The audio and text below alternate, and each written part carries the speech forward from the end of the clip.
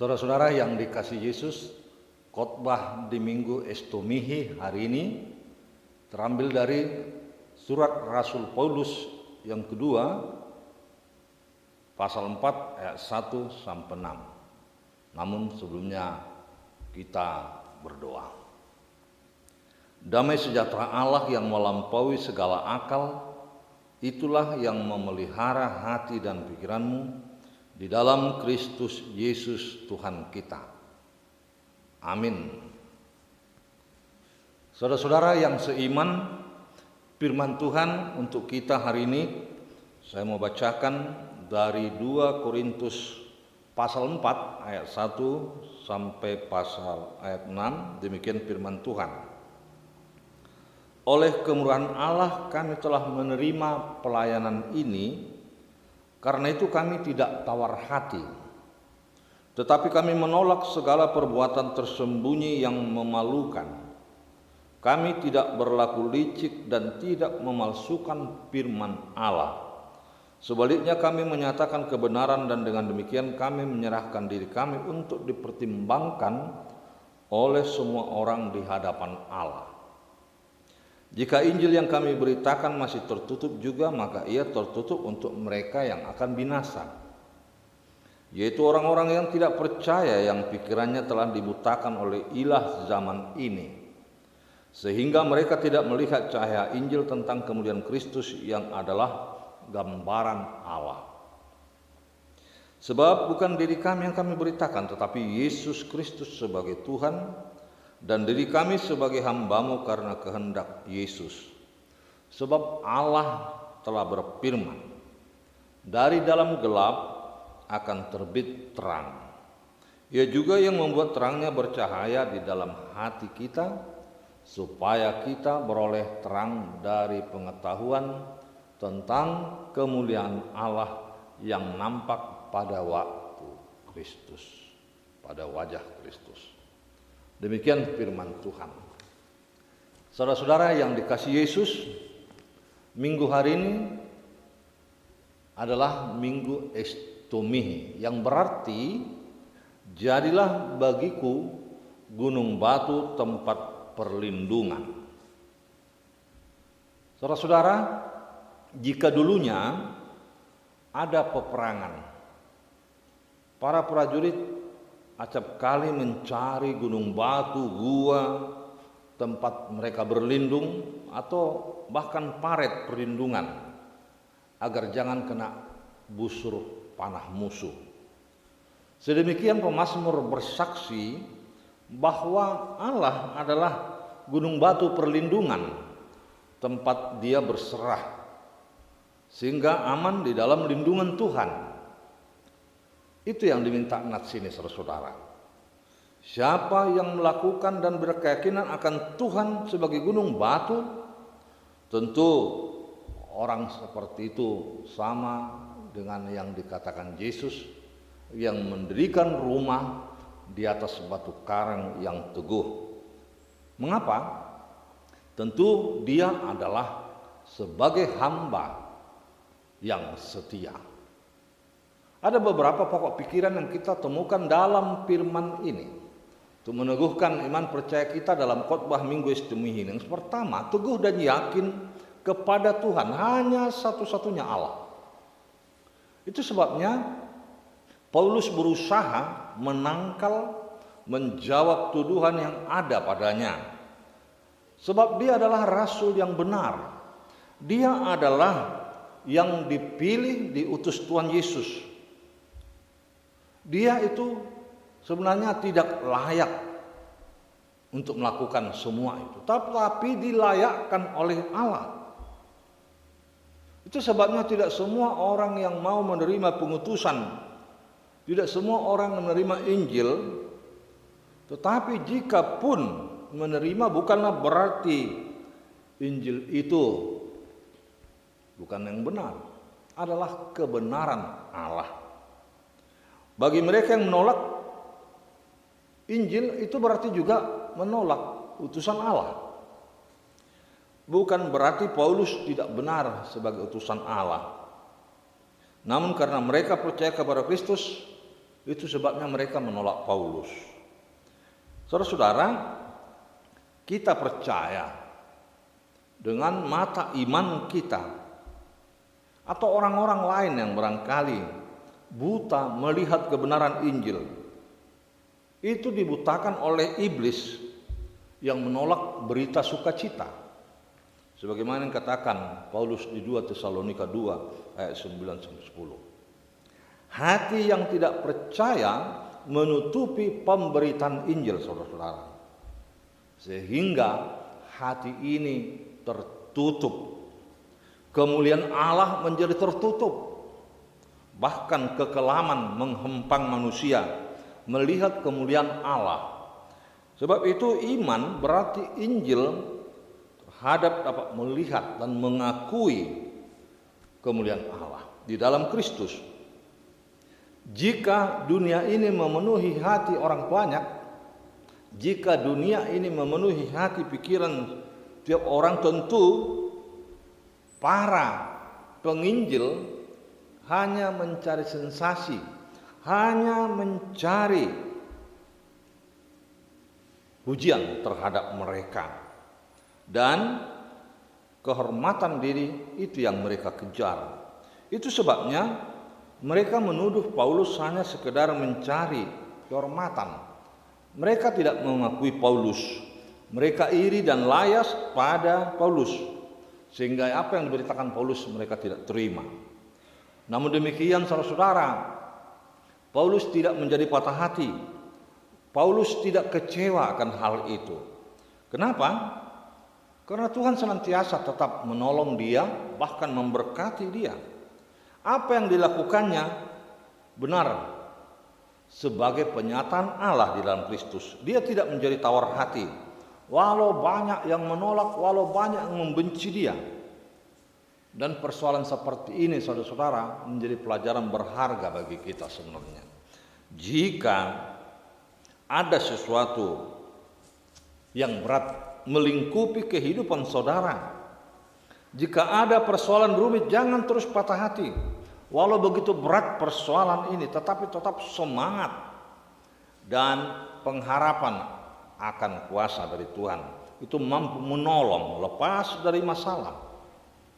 Ada optimisme pengharapan dalam hidup ini yang menumbuhkan sukacita.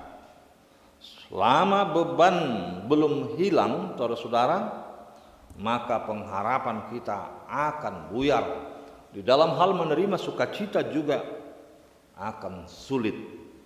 Padahal orang yang berpengharapan mampu melepaskan beban itu, dan di balik duka persoalan yang berat akan ditemukan sukacita.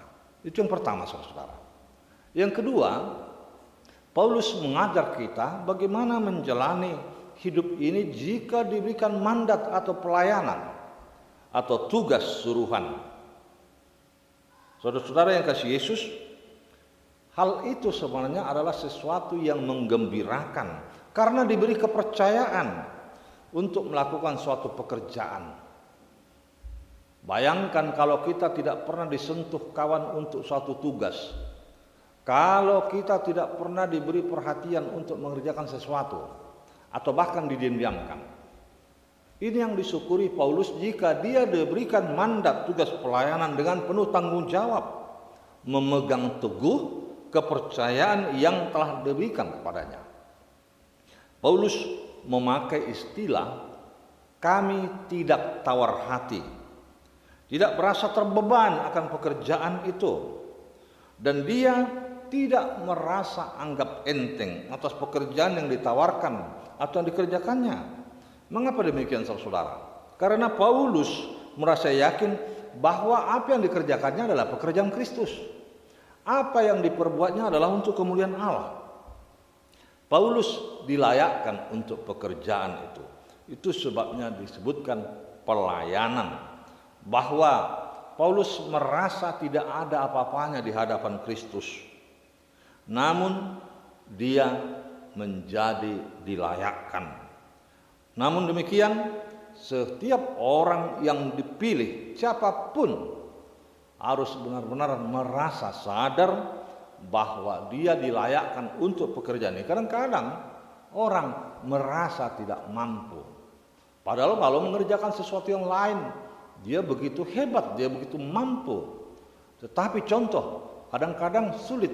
Orang tua atau bapak disuruh berdoa, menolak. Untuk kebaktian malam di rumahnya juga menolak. Padahal itu adalah untuk kemuliaan Allah. Dan tamu atau jemaat yang datang itu adalah untuk kebersamaan dan Allah sendiri datang berkunjung di dalam Yesus. Saudara-saudara yang kasih Yesus, Paulus tidak bermain-main. Paulus tidak bersantai karena sudah mendapat tugas atau mandat. Dan ini juga menjadi pelajaran bagi orang beriman. Acap kali seperti itu. Diberi tugas mandat, dia santai, dia layas bermain-main dan menghabiskan waktu percuma. Sebab itu saudara-saudara yang kasih Yesus, apa yang harus kita perbuat? Makanya di dalam nas ini mengajar kita untuk lebih sungguh lagi memahami mandat yang diberikan Tuhan. Paulus menjaga marwah, atau istilah zaman sekarang sering itu seperti dikatakan kontrak politik. Apa yang diperbuat Paulus sehingga dia dilayakkan? Dia berusaha yang pertama menghindari perbuatan kegelapan. Karena banyak orang seperti itu bermain di balik layar untuk keuntungan pribadi, perbuatan sembunyi-sembunyi, saudara-saudara. Yang kedua, Paulus tidak berlaku licik atau mengelabui banyak orang dengan tipuan, dan bahkan ada sekarang model seperti itu. Arisan bodong lah, investasi bodong lah, akhirnya mengelabui orang dengan tipuan licik. Paulus tidak memalsukan sehingga dia terhindar dari tuduhan oplosan. Nah, ini juga perlu saudara-saudara. Kita harus menjaga kualitas mutu. Apa yang diserahkan, dibebankan pada kita untuk kita beritakan, bukan menjadi oplosan, saudara-saudara. Dan Paulus menjaga dirinya, pemberitanya untuk selalu berbuat benar, sehingga menumbuhkan kepercayaan orang banyak. Kredibilitas pelayanannya sangat terpuji dan terukur.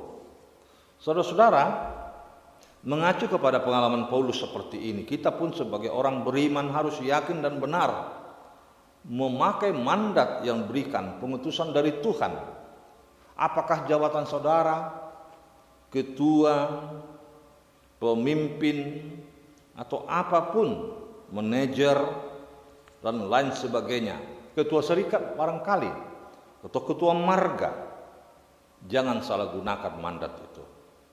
Jangan lalai mempergunakan karunia itu, tapi pertanggungjawabkan sama seperti orang yang memegang jabatan gerejawi seperti itu. Nasihat Paulus kepada Timotius, dia pernah menyebut demikian, tunaikanlah tugas pelayananmu. Dalam bahasa Batak dikatakan sahat ula tohonome, bayar lunas. 2 Timotius 4 ayat 5c.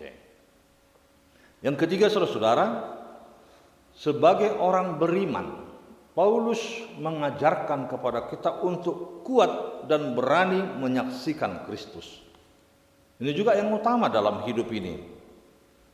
Bagi mereka-mereka yang membuat Kristus sebagai gunung batu tidak akan takut, namun semakin berani bersaksi menghadapi kesulitan apapun. Sama seperti yang ada di satu buku yang kecil, semakin dibabat semakin merambat. Paulus menyaksikan diri sendiri? Bukan. Tapi Paulus menyaksikan tentang Kristus. Membesarkan nama Tuhan. Sebab itu dia adalah hamba untuk Tuhan Yesus. Dia adalah hamba untuk melayani Tuhan melalui pemberitaan firman. Saya bacakan ayat 5 disebut, sebab bukan diri kami yang kami beritakan, tetapi Yesus Kristus sebagai Tuhan, dan diri kami adalah sebagai hambamu karena kehendak Yesus. Dia atau Paulus bukan mencari popularitas bagi dirinya, namun dia melayani Allah, melayani Kristus. Sama seperti Yohanes Kristus yang lebih besar, bukan Yohanes. Sebab itu, saudara-saudara, Paulus berani bersaksi karena Yesus menerangi hati dan menerbitkan pengetahuan tentang kemuliaan Allah di wajah Kristus. Itu sebabnya dia sangat bernyala-nyala memberitakan firman, saudara-saudara. Di dalam perjalanan Paulus kita lihat peta itu sungguh luar biasa menghadapi berbagai rintangan. Tetapi Injil harus sampai. Dan dia pernah berkata kepada jemaat di Roma, hutangku itu untuk memberitakan Injil. Saudara-saudara yang kasih Yesus, sebab itu kita harus kuat dan berani menyaksikan kapanpun, dimanapun tanpa melihat waktu. Kita harus bersaksi untuk Kristus. Bukan hanya di gereja, bukan hanya kebaktian malam, namun di seluruh kehidupan kita. Sebagaimana yang dikatakan topik minggu ini, kita adalah hamba Tuhan yang setia. Sebab itu tugas kita memberitakan tentang kemuliaan Allah. Ini adalah tugas orang percaya, memberitakan kemuliaan Allah sehingga terpancar semua bagi orang, menambah iman percaya terhadap Kristus. Karena kita adalah gambar Allah, citra Allah ada di dalam kita. Injil adalah kebenaran Allah dan dinyatakan wibawa terang bahwa bukan diri kami yang kami beritakan, tetapi Yesus Kristus sebagai Tuhan. Paulus adalah pelayan yang menghamba, saudara-saudara. Demikian juga kita harus percaya dan wajib untuk pemberitaan ini, memberitakan terang kemuliaan Allah di dalam diri Tuhan Yesus. Jadilah hamba Tuhan yang setia dalam semua pekerjaan.